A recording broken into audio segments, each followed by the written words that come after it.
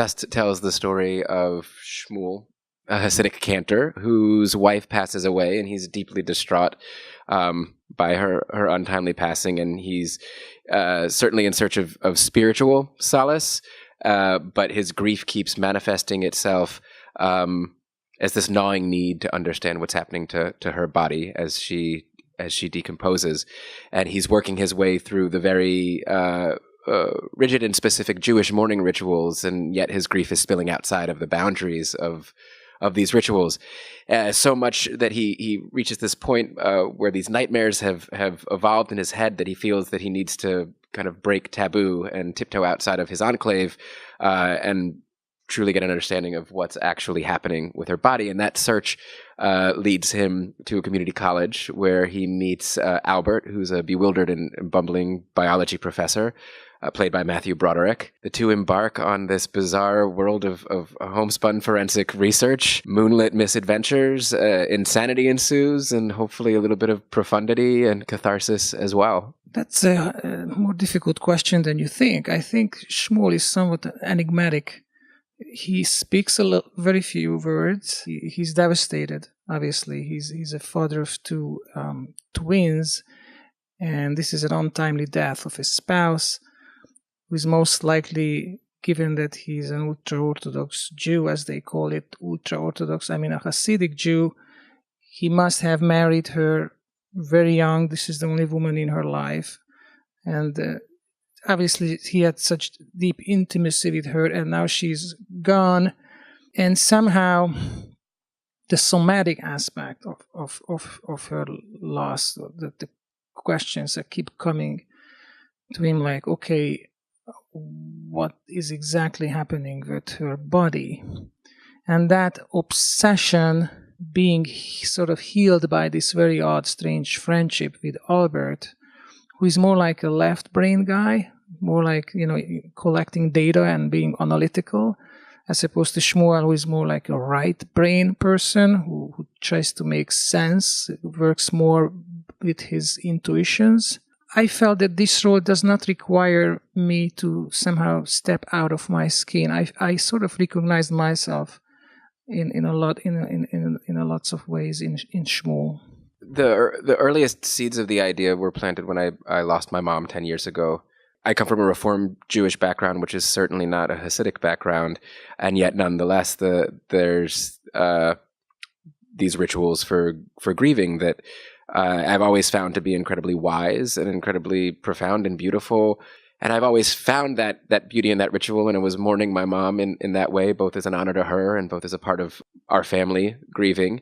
And yet, nonetheless, when you're faced with your own grief, and grief that is very individual, and I very much feel that grief is as infinitely specific as the relationship between the person who's lost and the person who's been left behind. And your way through that grief and out of that grief has to be as specific as that relationship, and how you honor the person who's been lost, and also how you yourself get through it. I think that we all have these thoughts, that these are very natural and human thoughts. I don't think that as a culture we have a very healthy relationship with death. I think that the whole funeral industry is built to profit off of the poetry of death. I think that, we say from dust to dust and leave it there. We don't think about the gruesome mechanisms with which your body actually returns to dust. And I think that repression individually and culturally and societally isn't healthy.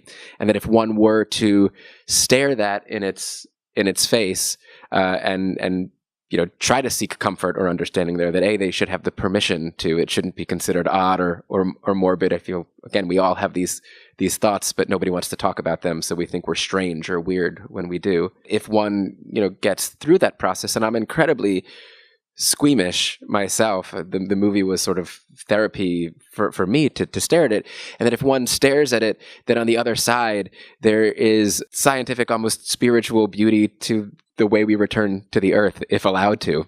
Well, I consider working with Matthew Broderick a true gift.